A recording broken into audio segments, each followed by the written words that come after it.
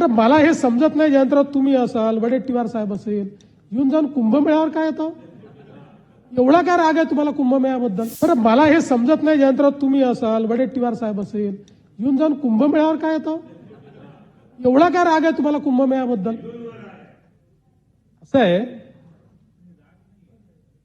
असं आहे की कुंभमेळा नाही त्रुटी नाही, त्याच्यावर इतका पैसा का खर्च होता असं तुम्ही त्या ठिकाणी सांगितलं म्हणून सांगून देतो.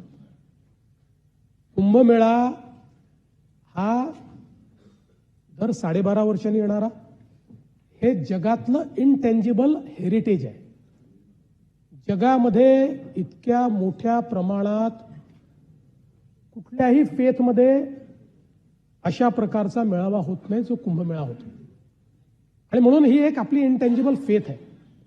आणि याच्यामध्ये आपण जर बघितलं असेल तर कुंभमेळा एक असा आहे की ज्या ठिकाणी कोणी कोणाला जात विचारत नाही.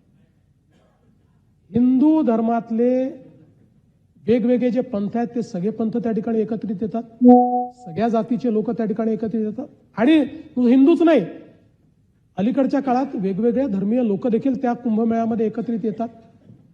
आणि मला असं वाटतं की आपण दुसऱ्या पद्धतीने जर बघितलं तर प्रयागराजमध्ये ज्यावेळेस आता कुंभमेळा झाला, म्हणजे आपण काही त्याचा गुंतवणुकीवर परताव्याचा रेशिओ बघत नाही, पण प्रयागराजला त्यांनी जेवढी गुंतवणूक केली ना त्यापेक्षा जास्त परतावा त्यांना मिळाला आणि तो परमनंट मिळत राहणार आहे.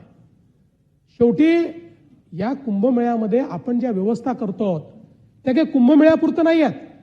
उदाहरणादाखल पैसा कशावर खर्च करतोय आपण? गोदावरी स्वच्छ करण्याकरता करतोय. STPs आपण तयार करतोय.